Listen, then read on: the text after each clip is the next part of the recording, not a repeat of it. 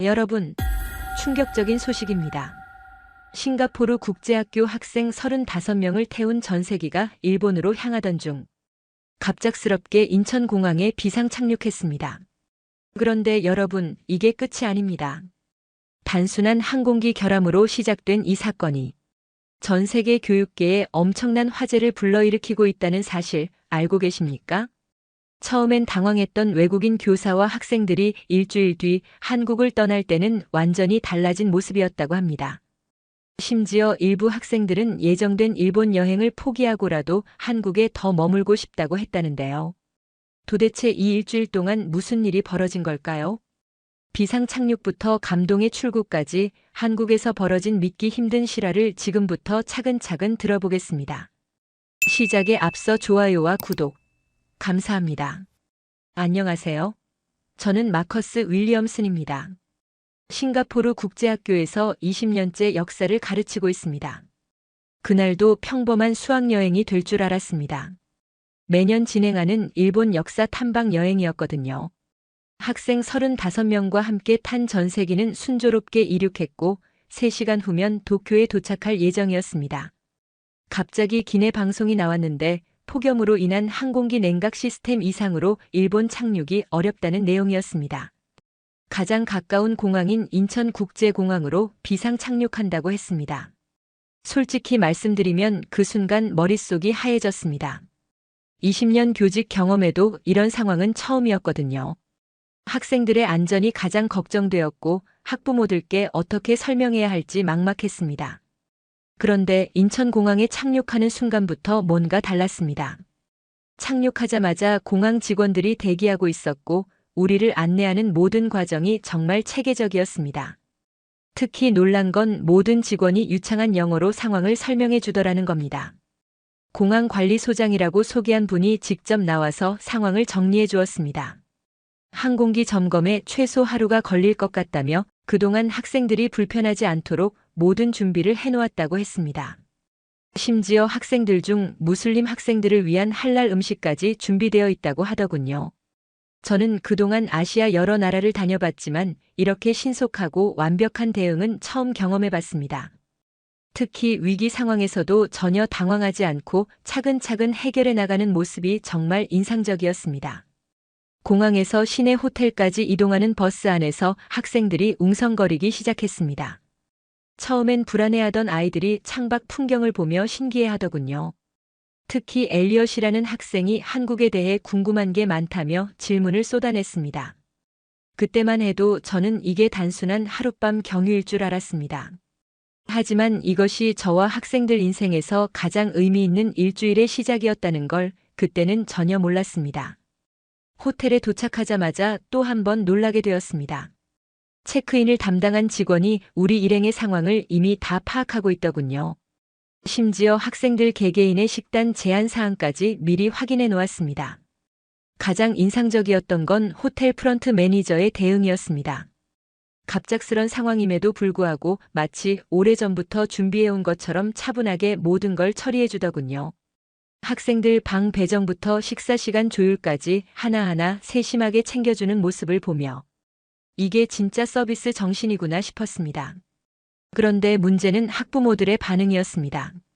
싱가포르로 연락이 가자마자 전화가 빗발치기 시작했거든요. 당연히 걱정되실 만했습니다. 예정에 없던 한국 체류에 대해 즉시 귀국을 요구하는 분들도 계셨고요. 저는 밤늦게까지 학부모들과 통화하며 상황을 설명해야 했습니다. 그런데 그 과정에서도 호텔 직원들이 정말 놀라운 배려를 보여주더군요. 조용한 회의실을 따로 마련해주고 국제 전화 요금 걱정하지 말라며 호텔 전화를 자유롭게 쓰라고 했습니다. 새벽 2시가 넘어서야 겨우 상황 정리가 끝났는데 그때도 호텔 직원이 따뜻한 차를 가져다 주더군요. 20년간 세계 각지를 다니며 출장을 다녔지만 이런 세심한 배려는 정말 처음 경험해봤습니다. 다음 날 아침 더 큰 문제가 생겼습니다. 태풍 경보가 발령되면서 모든 항공편이 연기된 거였습니다. 하루 연기도 아니고 최소 2박 3일은 더 머물러야 한다는 소식이었죠. 학생들은 오히려 신나했지만 저는 또다시 학부모들께 설명해야 하는 상황이 되었습니다.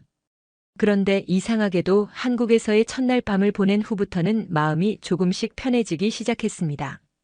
모든 상황이 통제 가능한 범위에서 돌아가고 있다는 느낌이 들었거든요. 특히 위기 상황에서도 전혀 흔들리지 않는 한국 사람들의 대처 능력을 보면서 이런 나라라면 우리 학생들을 안전하게 맡길 수 있겠다는 신뢰가 생겼습니다.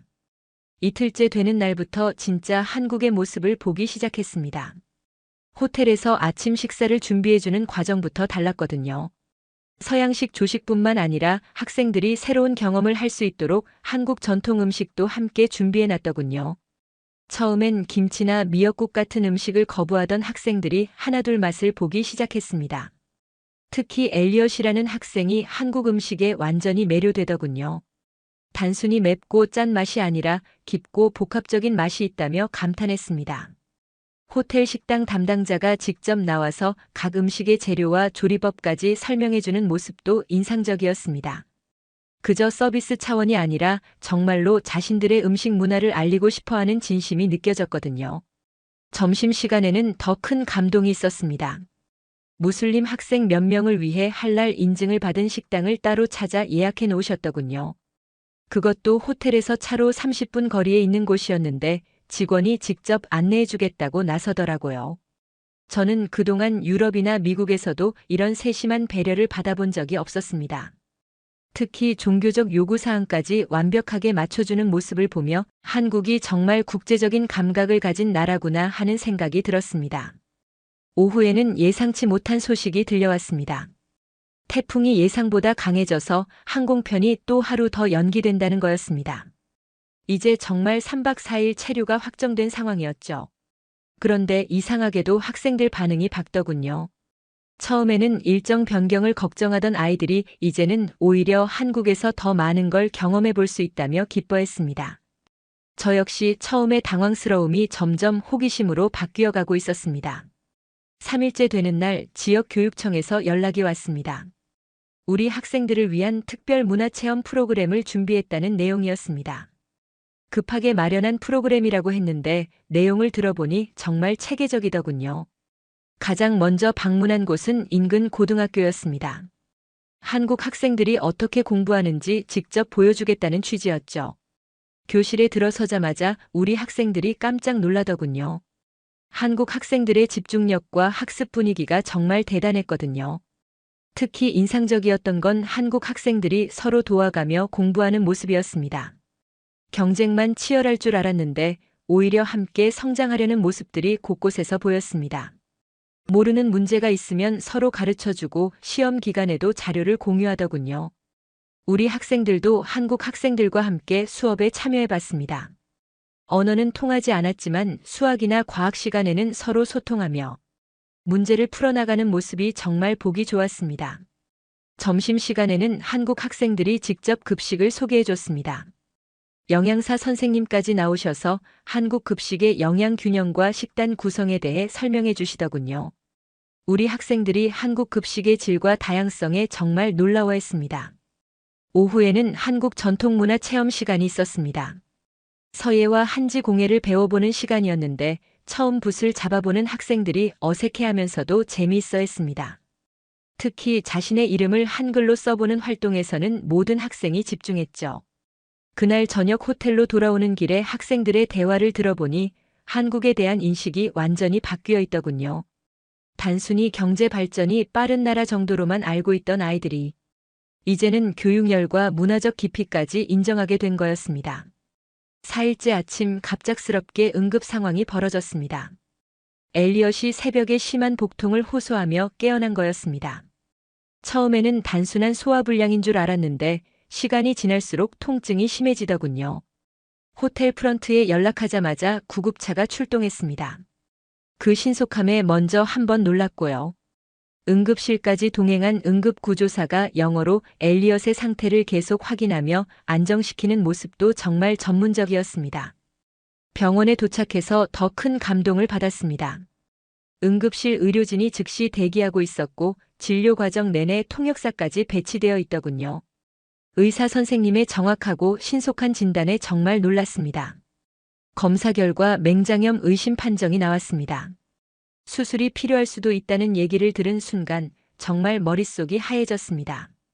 타국에서 학생이 수술을 받아야 하는 상황이라니 교사로서 감당하기 어려운 책임감이 몰려왔거든요.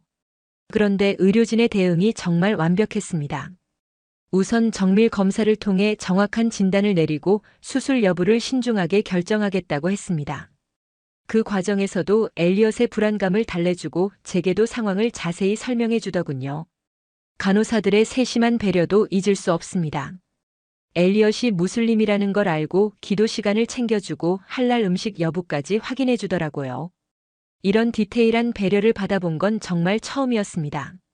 다행히 추가 검사 결과 수술 없이도 치료 가능한 상태라는 진단이 나왔습니다. 항생제 치료와 안정을 취하면 회복될 수 있다고 했죠. 그 순간 정말 안도의 한숨이 나왔습니다. 입원 첫날 밤 병실에서 엘리엇과 대화를 나눴는데 아이가 이런 말을 하더군요. 아픈 것보다도 한국 의료진들이 이렇게 친절하고 전문적으로 치료해주는 게 더 기억에 남을 것 같다고요. 그 말을 듣는 순간 저 역시 한국 의료 시스템에 대한 신뢰가 완전히 바뀌었습니다. 엘리엇이 입원한 이틀 동안 정말 많은 한국 사람들의 따뜻한 마음을 경험했습니다.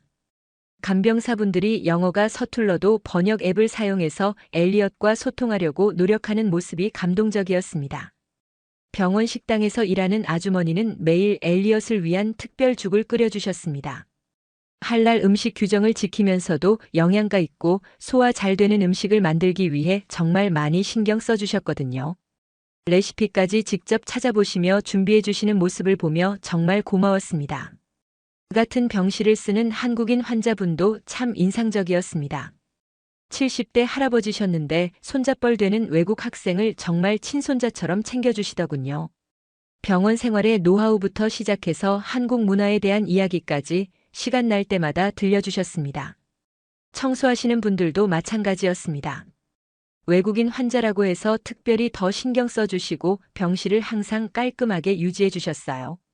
심지어 엘리엇이 좋아할 만한 과일까지 개인적으로 사다 주시는 분도 계셨습니다.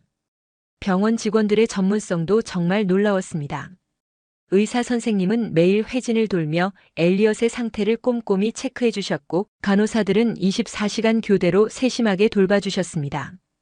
특히 야간 근무하는 간호사분이 엘리엇이 잠들기 전까지 옆에서 이야기를 들어주시는 모습이 정말 감동적이었어요. 제가 가장 놀란 건 병원 원무과 직원의 배려였습니다. 보험 처리나 비용 문제로 고민하고 있는 저를 보시고 외국인 환자를 위한 특별 지원 제도가 있다며 자세히 안내해 주시더군요. 복잡한 서류 작업도 대신 도와주시고 불필요한 비용이 발생하지 않도록 꼼꼼히 챙겨주셨습니다. 이런 경험들을 통해 저는 한국 사람들의 정이라는 게 무엇인지 비로소 이해하게 되었습니다. 단순한 친절이 아니라 진심으로 남을 배려하고 도우려는 마음이 자연스럽게 배어있는 문화더군요. 엘리엇이 퇴원하던 날 아이가 저에게 정말 인상적인 말을 했습니다. 이번 한국 체류가 원래 계획했던 일본 여행보다 훨씬 더 의미 있는 경험이었다는 거였습니다.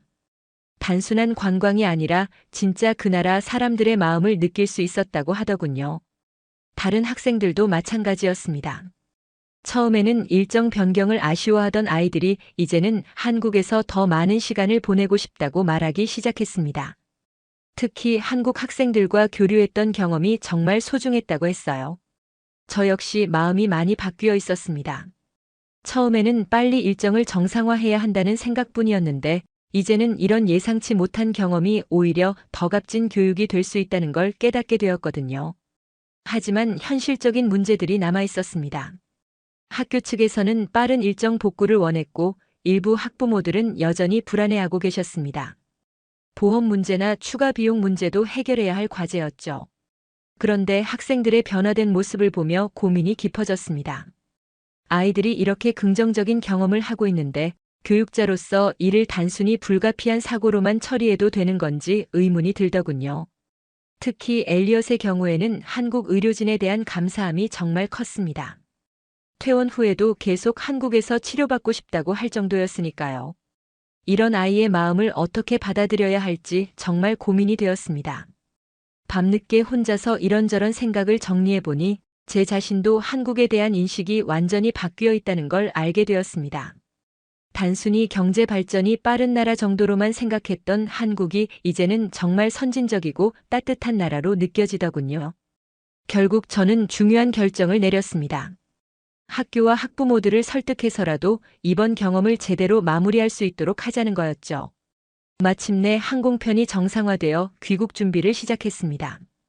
결과적으로 일주일이라는 예상치 못한 시간을 한국에서 보내게 된 거였죠. 처음에는 불가피한 사고라고 생각했던 이 일주일이 이제는 정말 소중한 시간으로 느껴졌습니다.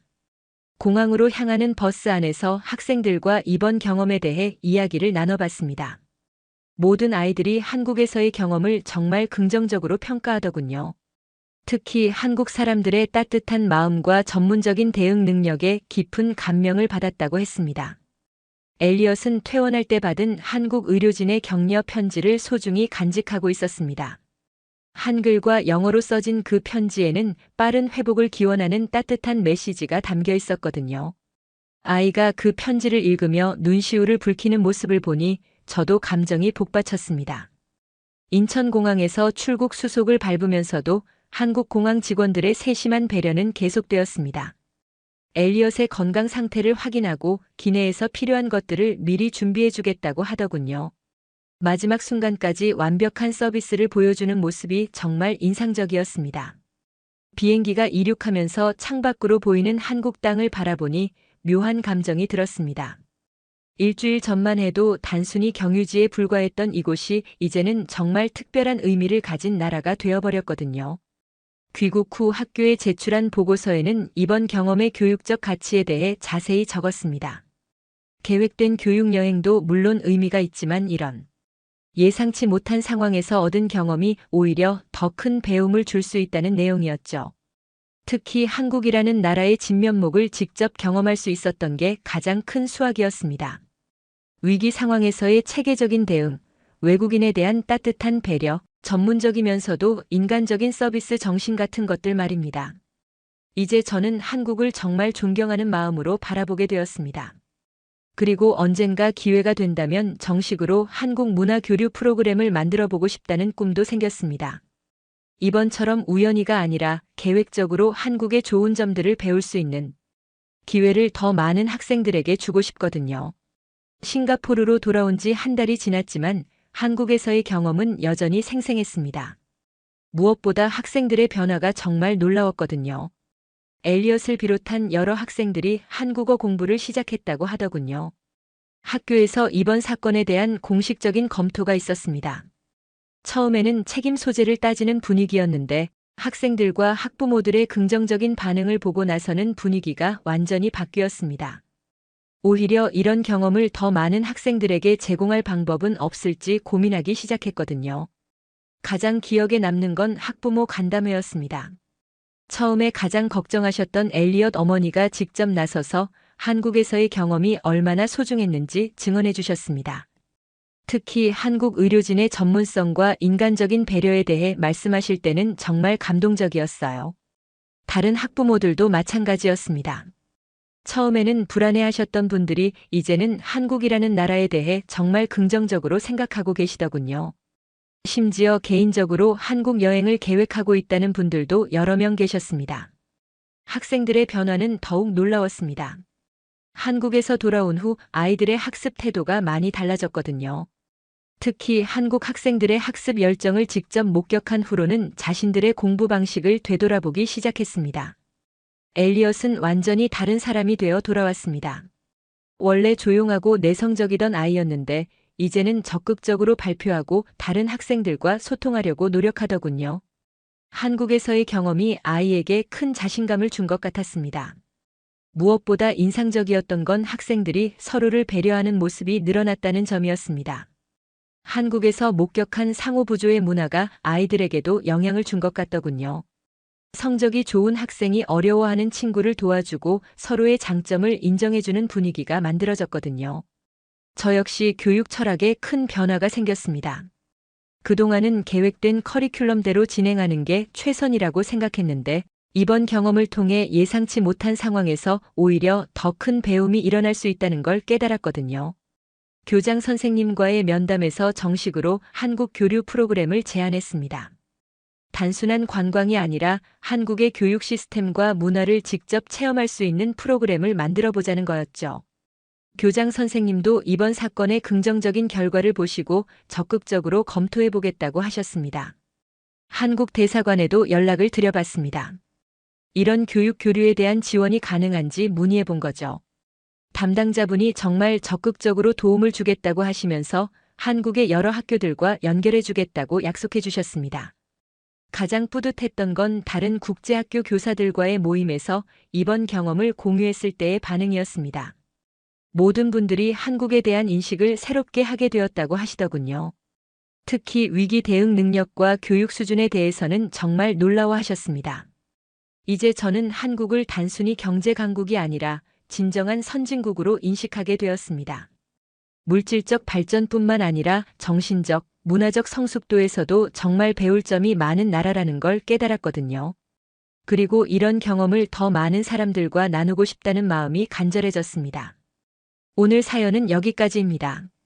비상 착륙으로 알게 된 진짜 한국의 감동 스토리 어떠셨나요? 사연의 주인공에게 응원의 댓글을 남겨주세요. 지금까지 감동정거장에서 사연 전해드렸습니다. 사연이 마음에 드셨다면 좋아요와 구독 부탁드립니다. 시청해주셔서 감사합니다.